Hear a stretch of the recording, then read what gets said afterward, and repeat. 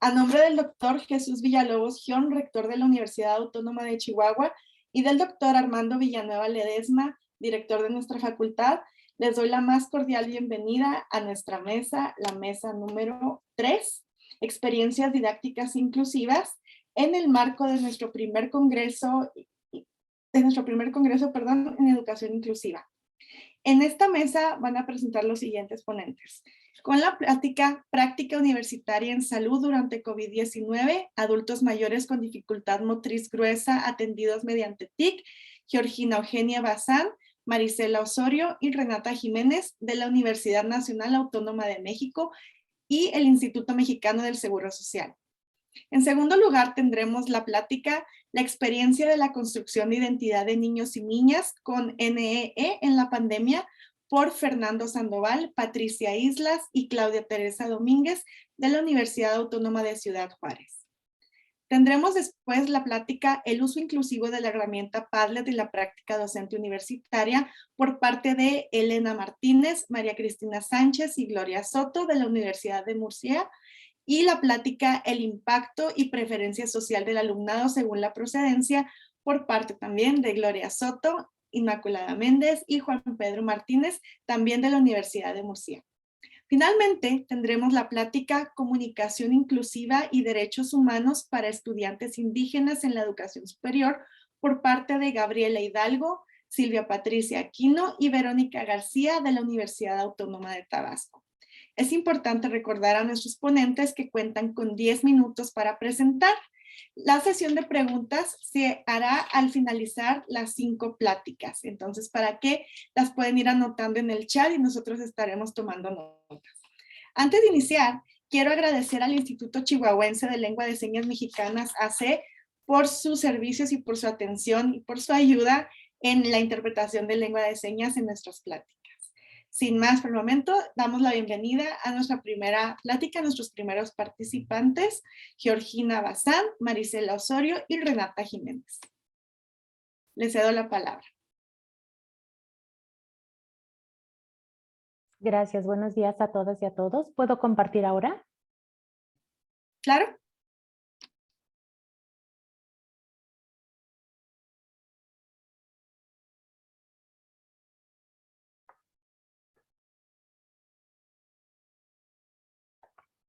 Bien. ¿Se escucha bien? Sí. Ok, excelente. Buenos días a todas y a todos. Bueno, primero que nada quiero compartir este trabajo que ha sido una experiencia desde el inicio de la pandemia para nosotros, donde se vinculan dos instituciones muy importantes que es la UNAM y el Instituto Mexicano del Seguro Social. Para nosotros ha sido desde 2010 un trabajo muy intenso en la unidad de medicina familiar en un equipo multidisciplinario. Lo que pretendíamos hace 12 años era incluir al psicólogo de la salud dentro de las atenciones preventivas Prevenims en todos los grupos etarios. Ante la pandemia de COVID se vuelve a presentar un reto porque primero era la inclusión del psicólogo, ya teníamos 10 años trabajando ahí y de pronto nos sorprende la pandemia. La pandemia a todos nos ha golpeado en muchos sentidos, pero también ha representado, como lo escuchábamos ahora, son oportunidades, todos estos cambios de situación para poder implementar cosas nuevas. Entonces, este trabajo representa justamente la migración de las prácticas universitarias en salud desde la perspectiva cognitiva conductual hacia el trabajo a distancia. Bien, básicamente nosotros tenemos una densa población de adultos mayores. Los adultos mayores muchas veces ven limitados para poder asistir a otras actividades que no sean estrictamente consultas médicas. Y hay muchas actividades que se planean desde IMSS, pero IMSS no considera las dificultades de movilidad de muchos de estos adultos mayores. Y lo que pretendíamos nosotros a partir de la pandemia era visibilizar algo que nosotros habíamos estado señalando y que nos habíamos encontrado, lo voy a retomar un poco más adelante, no con una actitud negativa desde el ámbito médico de ninguna manera, pero sí con una actitud de no tenemos personal, no sabemos cómo hacerlo, no podemos integrarlos, finalmente son adultos mayores, ellos no quieren asistir, ellos no les interesa hacer medicina preventiva. En fin, una serie de preceptos, prejuicios que nos llevan a la desigualdad, que nos llevan a la marginación, que nos llevan a no ser inclusivos. Entonces, a partir de COVID vimos la oportunidad justamente los psicólogos y trabajo social hombro con hombro para migrar este trabajo, lo que representó una gran oportunidad para nuestros adultos mayores. El objetivo básicamente era generar esta migración y demostrar que cuando las personas tienen acceso, cuando se diseña algo específicamente para ellos, cuando se diseña ad hoc para las necesidades de esta población, pues habría una gran participación.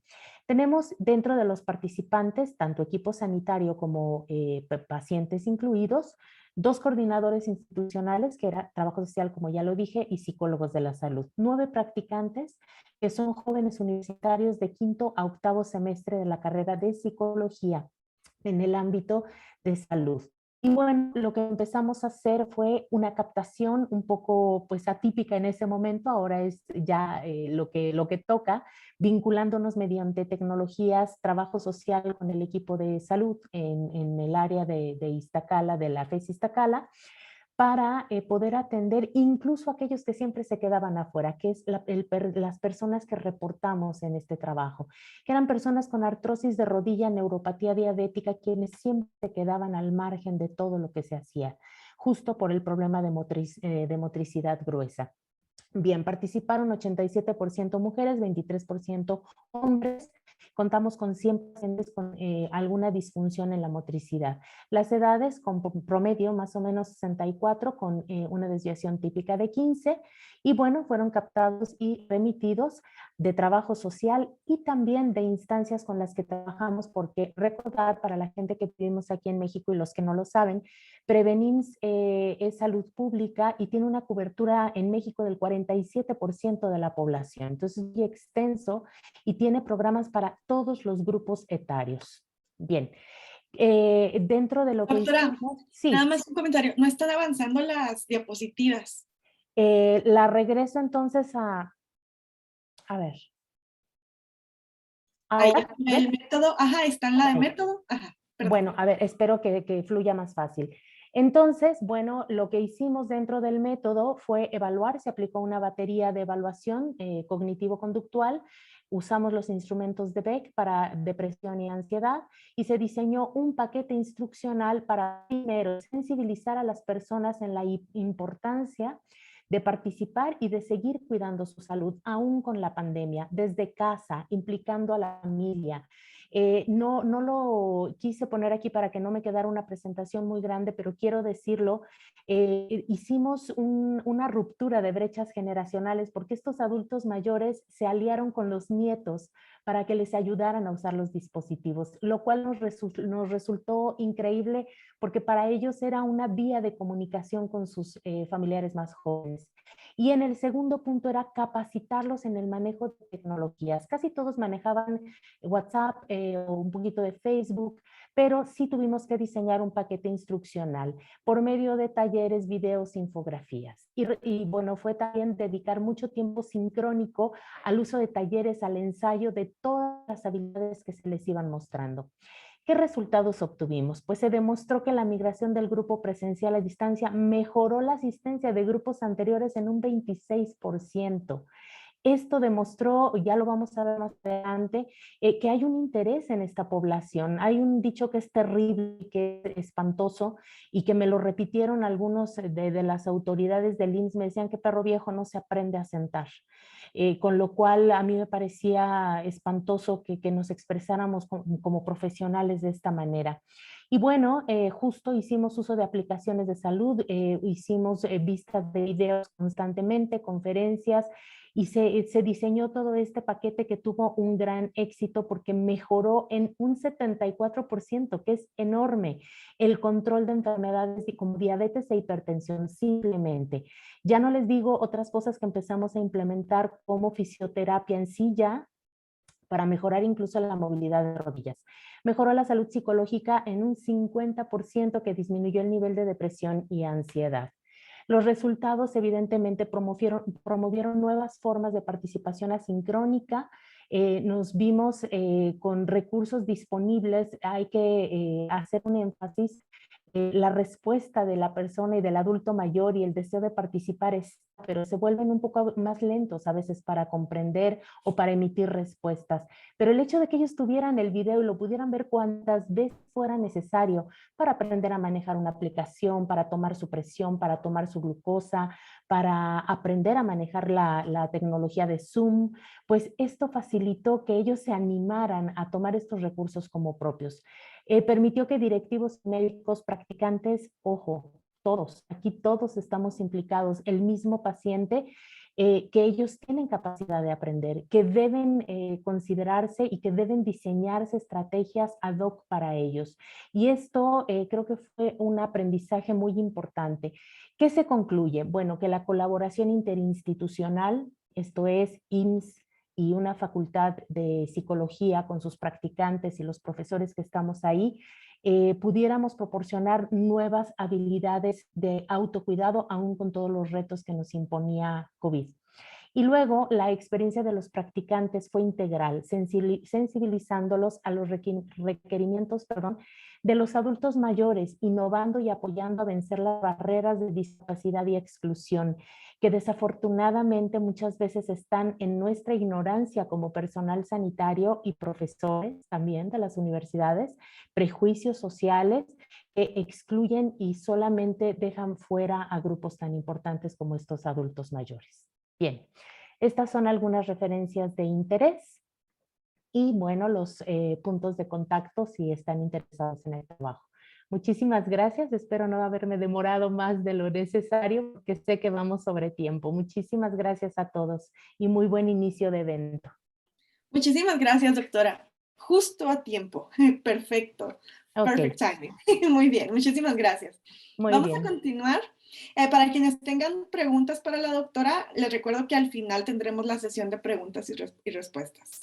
Continuaremos con la segunda plática, la experiencia de la construcción de identidad de niños y niñas con NEE en la pandemia, por Fernando Sandoval, Patricia Islas y Claudia Domínguez. Adelante. Muchas gracias, Lisette. Un abrazo para todas y todos. Bueno, es un placer poder compartir estos escenarios de reflexión y aprendizaje que entre todas y todas nos llevan a reflexionar sobre estos temas. Voy a compartir mi pantalla. Liz, si me pudiese hacer el favor de confirmarme que está viéndose mi presentación. ¿Sí se ve? Genial. Bien, pues miren, vamos a entrar en materia. Esta es una ponencia que es uno de los resultados de un proyecto de investigación que tuvimos la fortuna de desarrollar un servidor y la doctora Claudia Teresa Domínguez Chavira, la doctora Patricia Islas, que están igual acá presentes, y que fue parte pues de estas preocupaciones compartidas que vivimos en el contexto de la contingencia sanitaria asociada a la COVID. Liz, ¿será posible que me confirme si cambió la plantilla, la diapositiva? Sí. Sí, genial.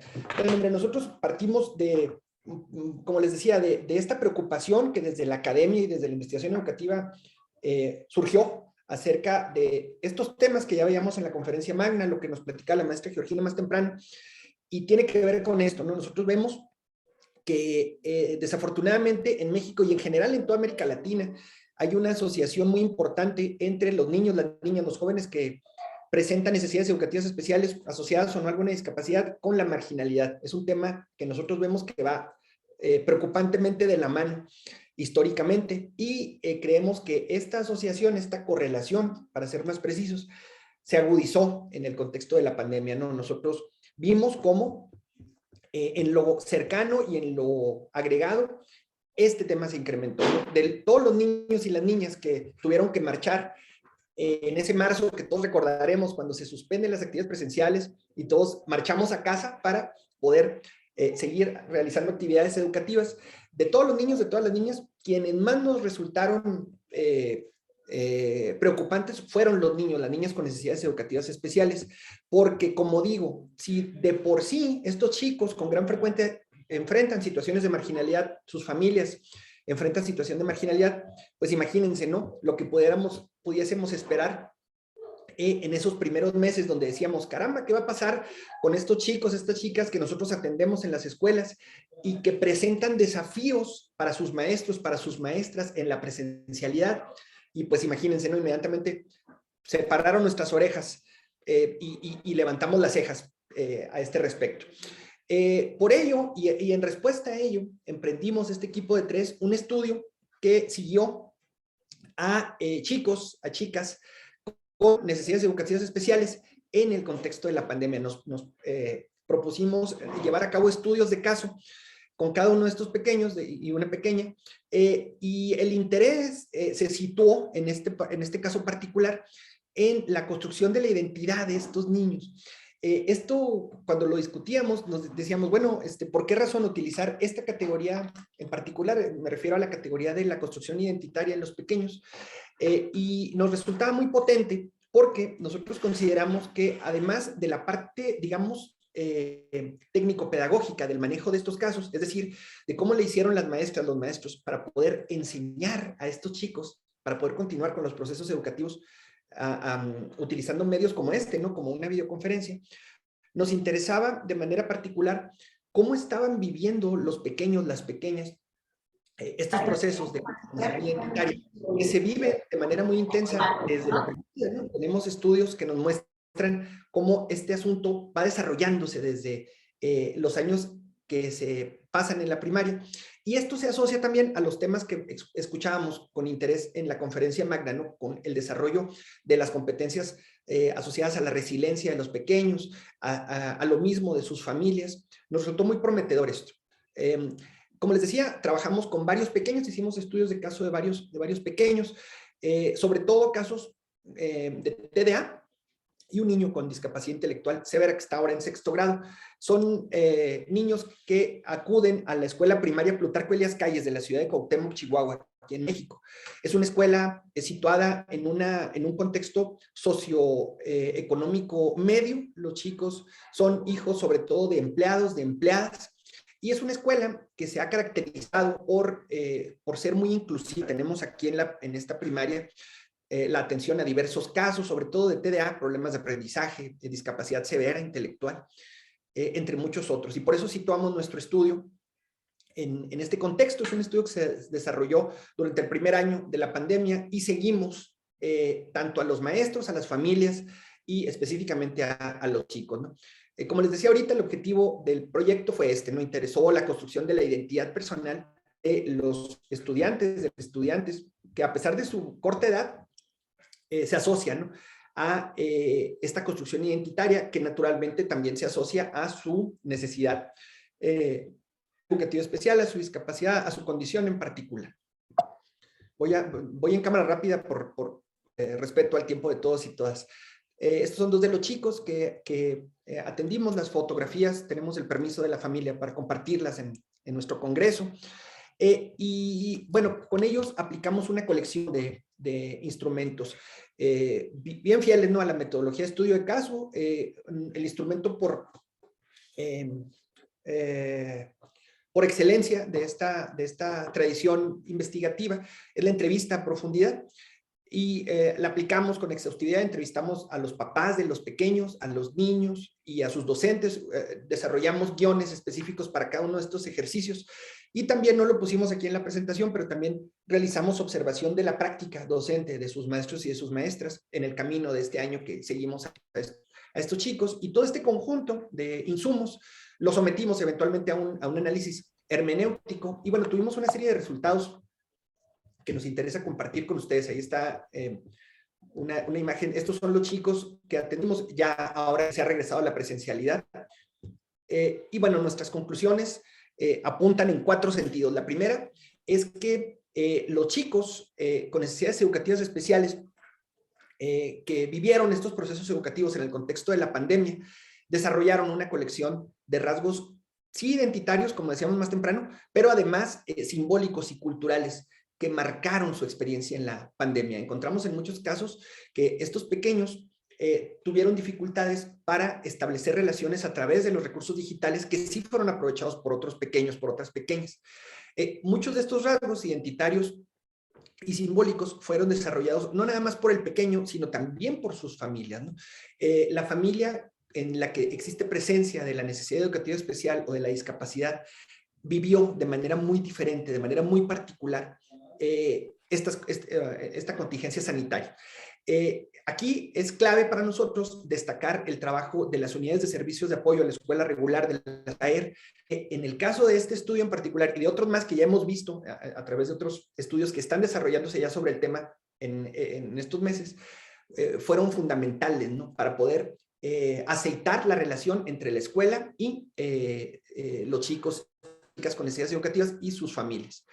Vemos sin duda, ¿no?, el desarrollo en estos pequeños, en sus familias, de competencias relacionadas con la resiliencia, con la capacidad, como escuchábamos en la conferencia magna, de vivir con alegría estos terribles meses que pasamos en la contingencia.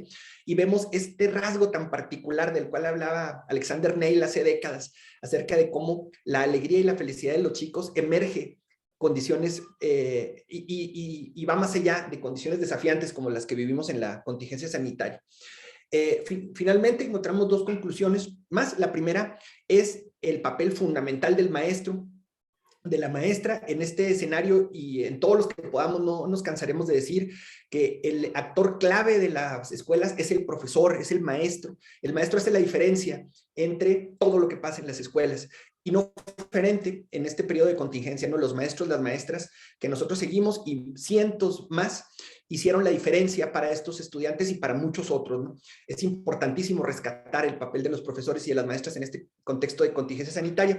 Y finalmente también platicar acerca de las familias, ¿no? La familia igual hace la diferencia y encontramos, con esto finalizo, diferentes actitudes en las familias de los chicos con necesidades educativas especiales, posicionamientos diferentes con respecto a la vivencia que seguramente nos permitirán emprender otros proyectos de investigación. Nos están sirviendo ahora como puntos de partida para lo que se viene.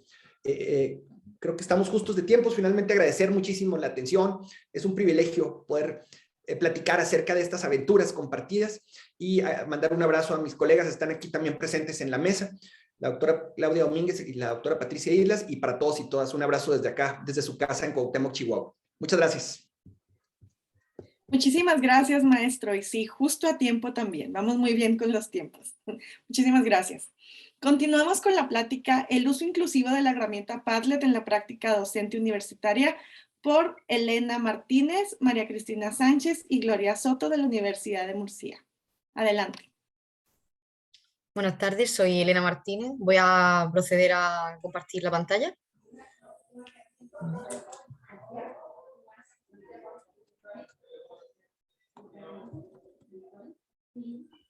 ¿Me pueden confirmar que la ven bien?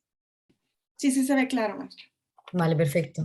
Bueno, pues lo primero de todo, dar un fuerte saludo desde la Universidad de Murcia, que es de donde pertenecemos yo y mi equipo de trabajo, aunque soy yo la que vaya a presentar esta comunicación, lo hago también con mis compañeras Cristina Sánchez y Gloria Soto, que también están presentes en esta comunicación.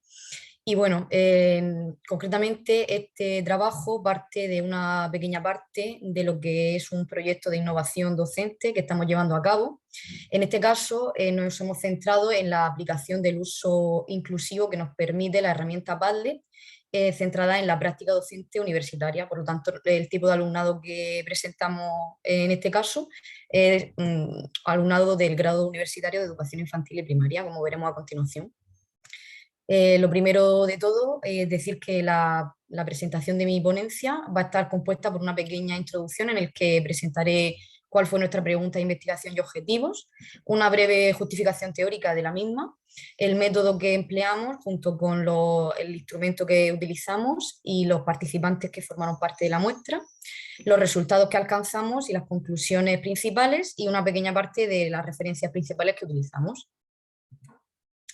Bueno, en primer lugar, las tres principales ideas de las que realmente parte esta comunicación fue que realmente de cierta manera nos dimos cuenta que de lo que parte este proyecto de innovación es la falta que tiene en ocasiones el docente, no solamente universitario, sino de cualquier etapa educativa, así como lo dice la bibliografía que hemos consultado, a la hora de usar herramientas digitales. Es cierto que todos somos conscientes de la importancia que tienen estos actualmente, especialmente después de los momentos de pandemia provocados por la COVID-19 y que nos han hecho forzarnos a utilizar y aprender cada vez más este tipo de herramientas para utilizarlo en nuestra práctica educativa, ya que han sido realmente lo que nos ha permitido establecer esa continuidad educativa en las aulas de todos los niveles. De este modo se emerge una cierta necesidad en estar formado en este tipo de herramientas. Además de todo ello, puesto que tal y como hemos consultado, las herramientas tecnológicas es un medio que realmente no sustituye nunca al docente, puesto que el docente siempre será la figura de representación principal en las aulas, pero sí que es una herramienta que nos facilita el establecer ciertos medios de favorecer esa inclusión dentro de nuestras aulas y por lo tanto en este caso nos hemos vuelto a centrar en este aspecto, ya que las herramientas digitales permiten a ciertos alumnos que tienen dificultades acceder a determinados contenidos. De este modo, la pregunta de investigación principal en la que nos hemos centrado es saber si realmente se puede fomentar la inclusión en el alumnado universitario, en este caso dentro de la Universidad de Murcia, que es donde se ha hecho el estudio, para el alumnado en general y para aquel que presenta alguna necesidad específica de apoyo educativo, todo ello a través de la herramienta TIC llamada Padlet y a través del uso metodológico de la gamificación. De este modo, los objetivos de investigación en los que nos hemos focalizado es estudiar realmente si es útil esta herramienta para nuestra pregunta de investigación y conocer cuál es el grado de motivación inicial del alumnado de la misma.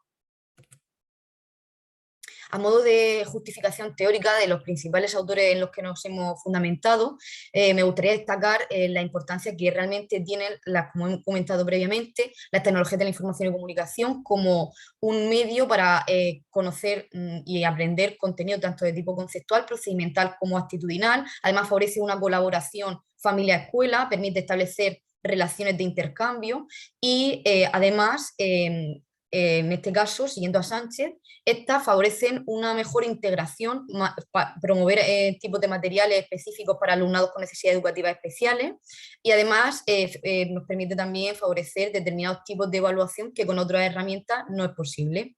De este modo se realza nuevamente la importancia de llevar a cabo un cambio metodológico en las aulas que incluya este tipo de herramientas en la práctica habitual del docente para así fomentar un cambio a nivel de motivación en el alumnado.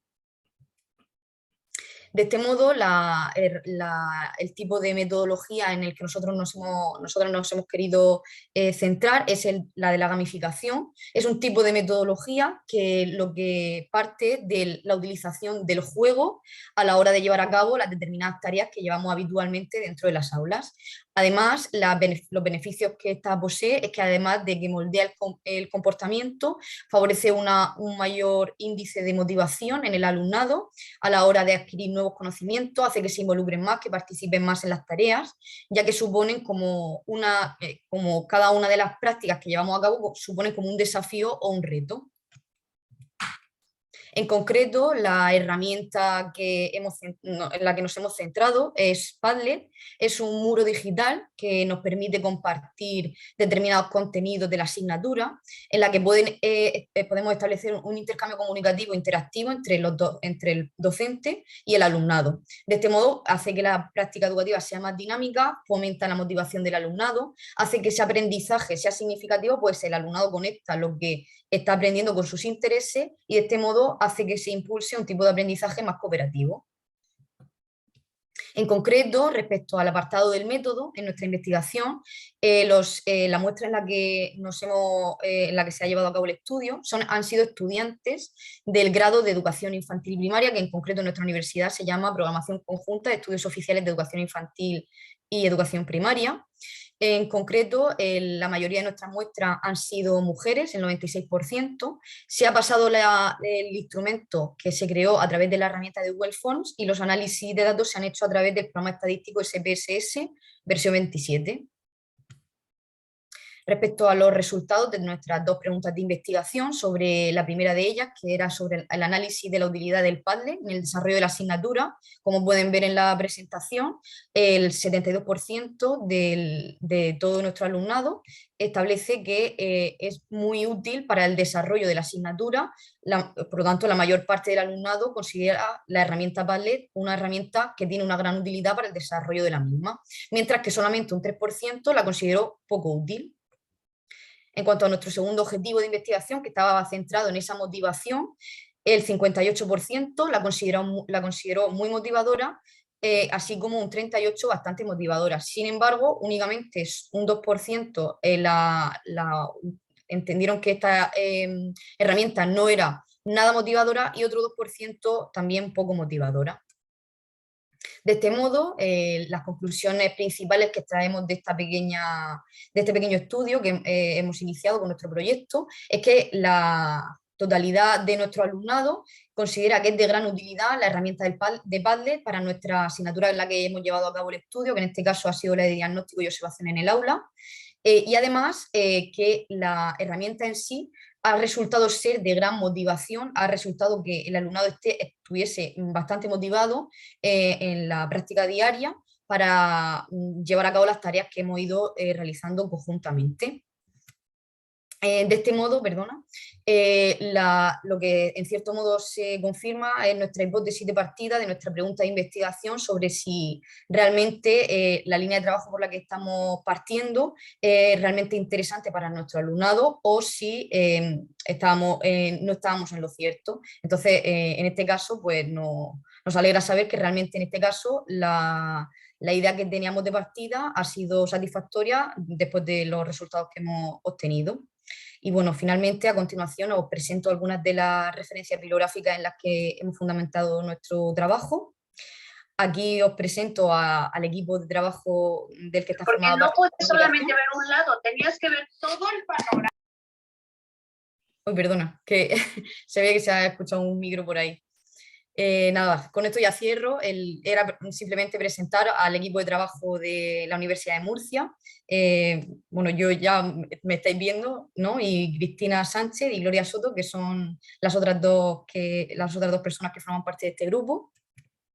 Y bueno, cerrar mi presentación con una cita de Umberto Eco, que establece que según nos dice, la belleza del universo no es solo la unidad de la variedad, sino también la diversidad en la unidad.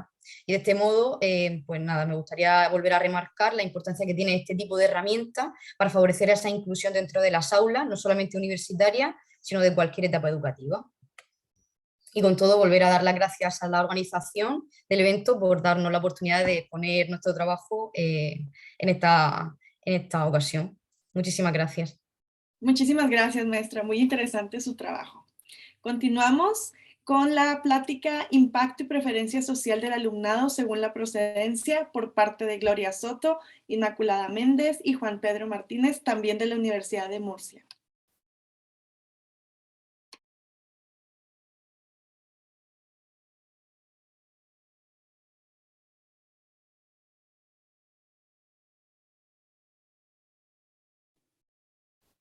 Cuando gusten comenzar. Ay, perdón, es que tenía el micro apagado. Ok. Perdón. Bueno, en primer lugar, agradecer a la organización del Congreso esta iniciativa y la comunicación que presentamos a dicho Congreso, como has mencionado, se titula Impacto y Preferencia Social del Alumnado según la procedencia. Los autores del trabajo hemos sido Gloria Soto, Inmaculada Méndez y Juan Pedro Martínez, que también están en la mesa.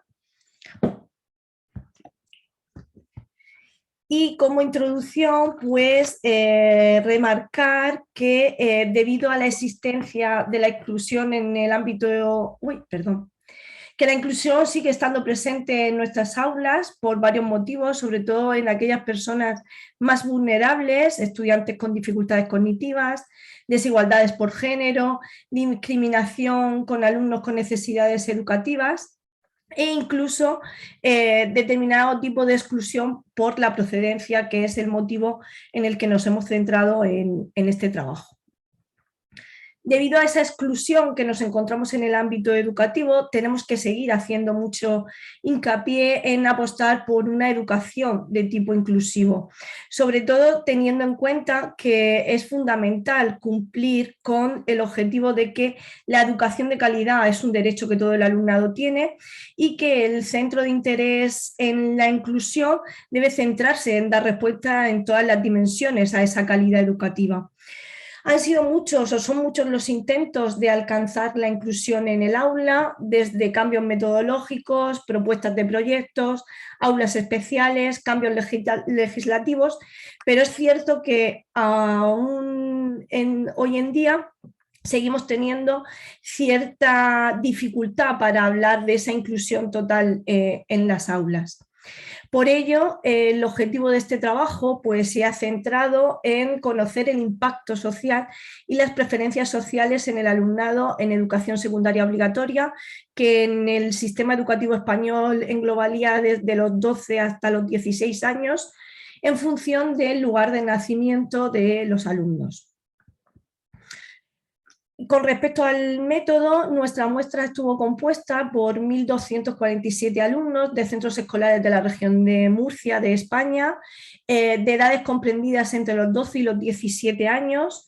El 49,2% eran chicos y el 50,8% eran chicas, y la gran mayoría de los centros eran públicos, con un 66%, y un 34% de centros con una titularidad privada o concertada. Además, el 83,6% de nuestra muestra era de nacionalidad española, frente al 16,4% que eran estudiantes de procedencia extranjera. Como se puede reflejar en la tabla, pues ahí viene un pequeño porcentaje de los cursos desde primero hasta cuarto de la ESO. Con respecto a nuestro instrumento, en el estudio se ha empleado el test de Bult de Cerezo y pues evalúa dimensiones socioafectivas del bullying con 15 ítems divididas en 4 dimensiones: valores sociométricos, dinámica de agresión y dinamización, variables situacionales y la valoración afectiva de las situaciones. La prueba tiene una fiabilidad de 0,73%, hay 73%, y con este instrumento pues, sobre todo se evalúan o se ven las variables de elección y rechazo de los estudiantes dentro del grupo aula. Además, en este trabajo concretamente nos hemos centrado en las dimensiones de impacto social, que serían aquellas elecciones tanto positivas y negativas que recibe el alumnado, y las preferencias sociales, que englobaría aquella diferencia entre las elecciones negativas y las positivas recibidas en el alumnado. Como procedimiento, pues en un primer momento se le pidió el consentimiento al Comité Ético de la Universidad de Murcia, se informó a los centros, se informó a las familias pidiendo el consentimiento apropiado y finalmente se recogió la información y se analizó dicha información. Con respecto a los análisis, se realizaron análisis de contingencia con diferencias de media mediante la prueba de TED-Student, y para los análisis comparativos por impacto social y preferencias se dicotomizó la muestra entre estudiantes de nacionalidad española y de nacionalidad extranjera. Con respecto a los resultados de nuestra investigación, pues resaltar que respecto a la dimensión impacto social, las pruebas de TED-Student no arrojaron diferencias estadísticamente significativas entre las medias de los estudiantes extranjeros y los de nacionalidad española, mientras que en la dimensión de preferencia social, la prueba de TED Student sí que mostró diferencias estadísticamente significativas en la media, asumiendo una varianza heterogénea. Y resaltando que la media de los estudiantes de procedencia extranjera fue inferior en la media que la de los españoles con respecto a la dimensión de preferencia social. Como conclusión, resaltar en este caso que en la dimensión de preferencia social, los alumnos de otras nacionalidades no españolas mostraban una media inferior a la nacionalidad española. Dicho de otro modo, aquellos estudiantes de una nacionalidad extranjera no obtuvieron tantas elecciones positivas como los de nacionalidad española. Este hecho se confirmaba también en estudios como Muriño y Ibtung, quien afirman que el origen de los estudiantes podría ser un motivo de exclusión.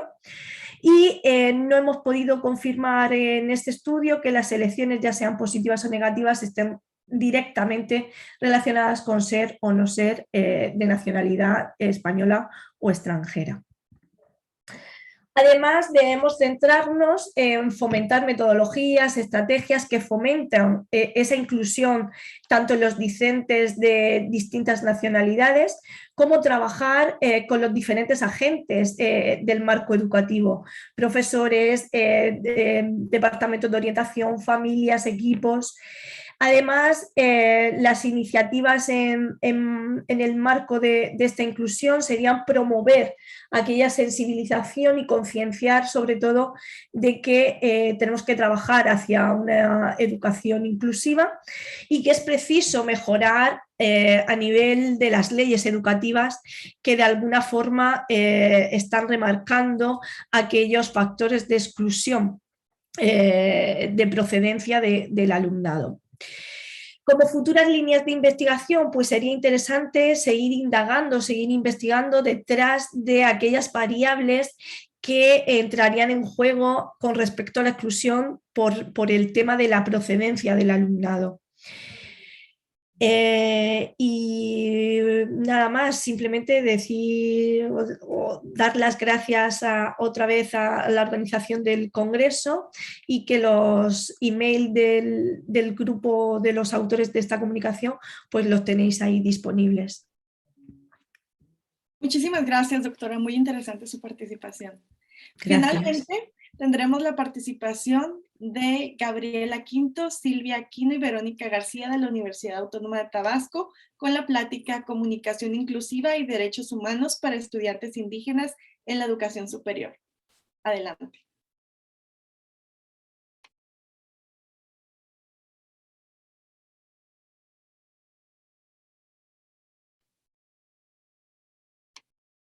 Si se encuentran, Gabriela Hidalgo. Silvia Aquino y Verónica García.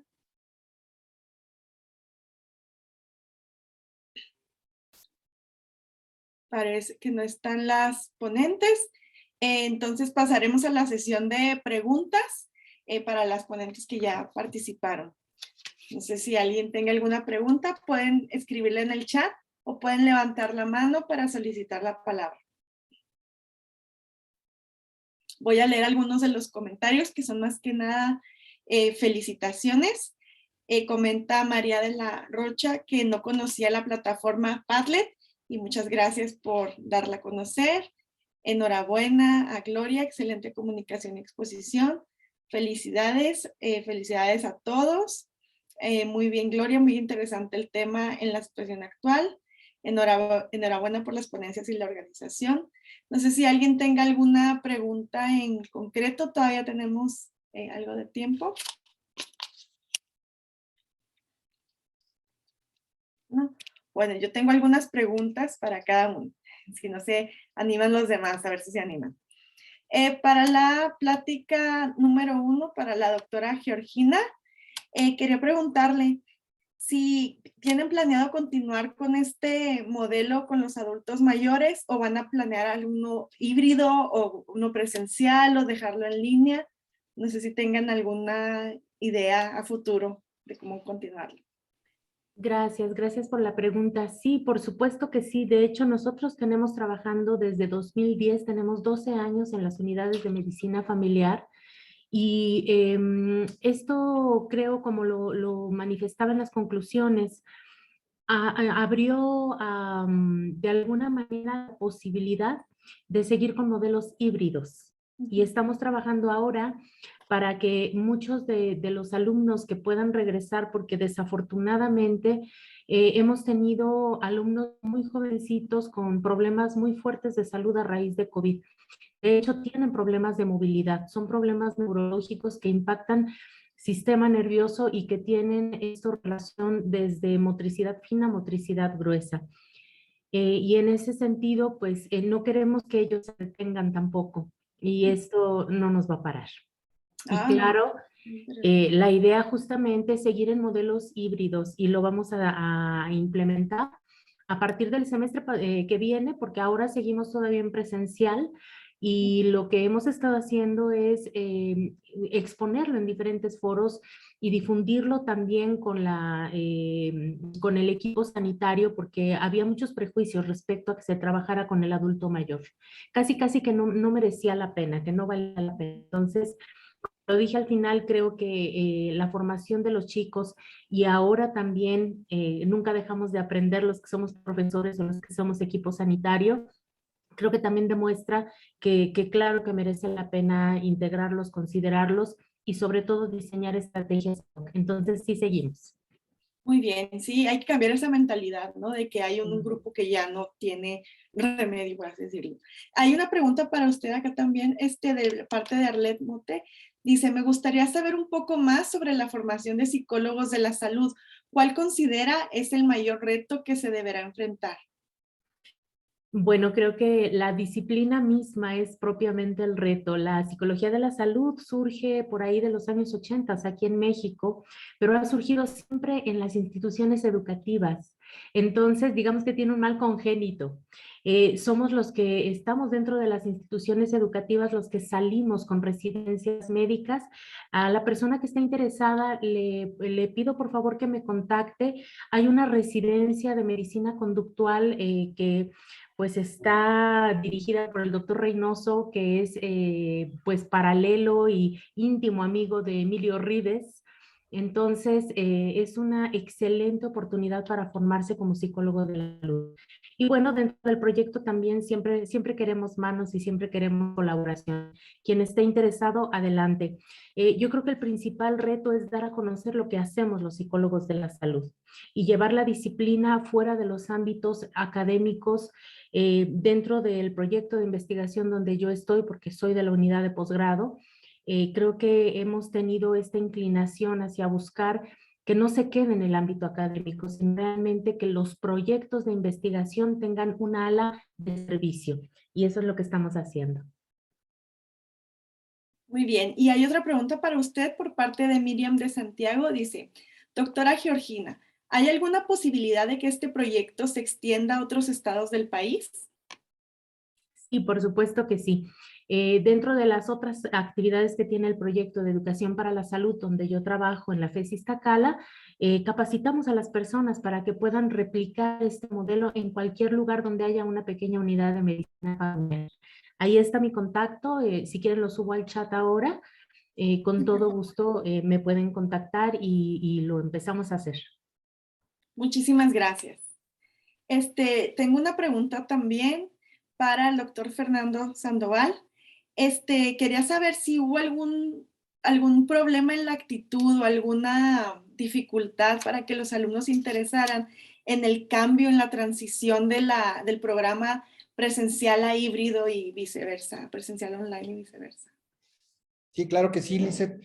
Fíjese que ahorita escuchando las participaciones, platicamos, aquí tenemos varios colegas que aquí pendientes, y justo platicamos acerca de esta pregunta que usted amablemente me hace, y sí, ¿no?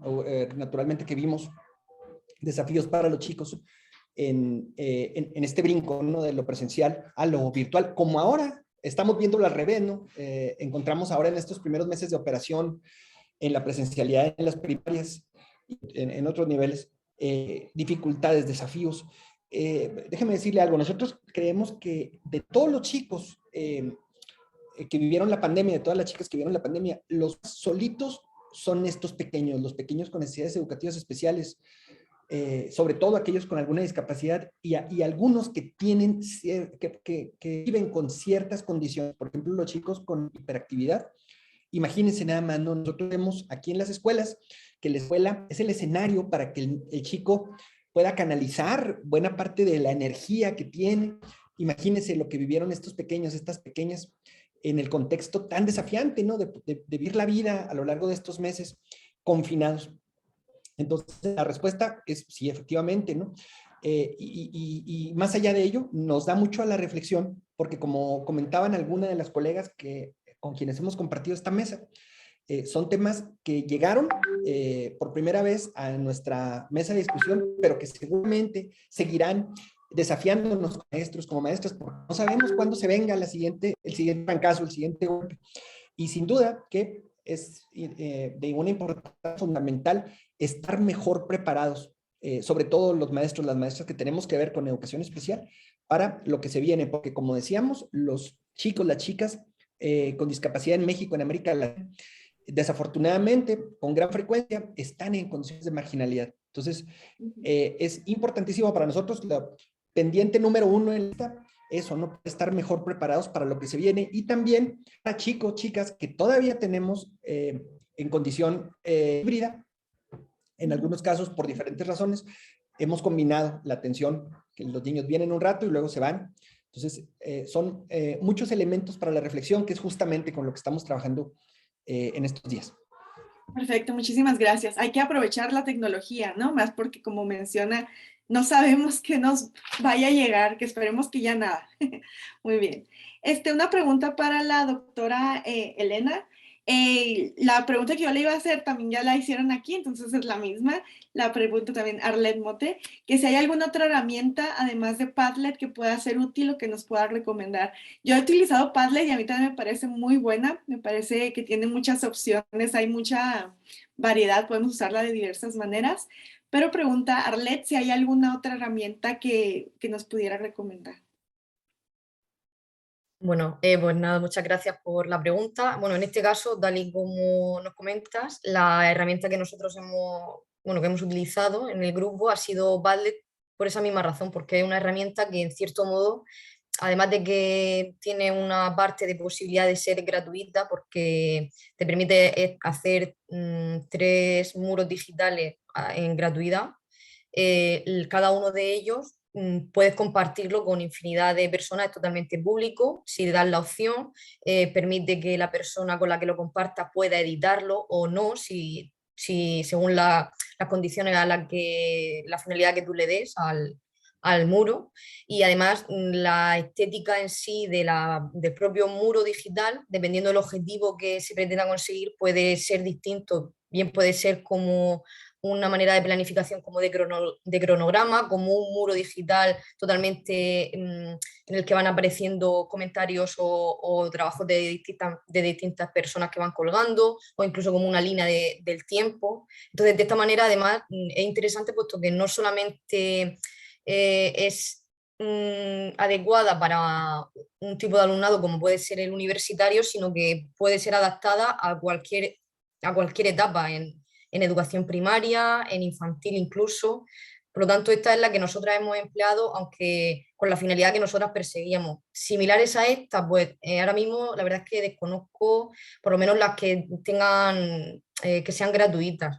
Otro tipo de herramientas que también son interesantes a nivel de presentación puede ser la herramienta de Geniali o Canva, que nos permite también utilizar infografías, presentaciones, o incluso en nuestros correos electrónicos tenemos la opción de marcar la opción de presentaciones, y ahí también ese tipo de presentación nos permite también crear como espacios digitales interactivos que también son interesantes. Aunque en este caso, bueno, ha sido la que en cierto modo nos permite como más interactividad con el alumnado. Sí, muchísimas gracias, doctora. Sí, Genially también, como usted menciona, tiene muchas, es muy variada, ¿no? Hay muchas de dónde sacarle. Muy bien, muchísimas gracias. Finalmente, una pregunta para la doctora Gloria. En su presentación mencionó que no hay un estudio de seguimiento para las elecciones de los extranjeros y no extranjeros. ¿Tienen planeado un estudio a futuro basado en los resultados que obtuvieron o no? Está en silencio. Perdón. Bueno, en principio no es que no se haya tenido en cuenta esa variable, sí la hemos tenido en cuenta la variable de los extranjeros. Con lo que yo me refería con futuras líneas es tener en cuenta más variables dentro de esa procedencia, ¿no? En los marcos teóricos, en los estudios previos, podemos ver que el factor no solamente procedencia, sino dentro de esa procedencia el género, el nivel socioeconómico de las familias, todo ese tipo de variables que de alguna forma para estos resultados no lo hemos tenido en cuenta y que podrían darnos pues las claves también de cómo trabajar o qué aspectos tener en cuenta a nivel de esa inclusión, ¿no? con ese tipo de características en el alumnado de procedencia extranjera. Muy bien, muchísimas gracias. No sé si alguien tenga alguna otra pregunta. ¿No? Bueno, sin más, les quiero agradecer a todos su participación. Quiero agradecer nuevamente personalmente a Jennifer Muñoz del Instituto Chihuahuense de Lenguas de Señas Mexicana por ayudarnos en la interpretación de estas pláticas. Muchísimas gracias a todos por compartir sus trabajos tan interesantes y definitivamente relevantes en nuestro contexto.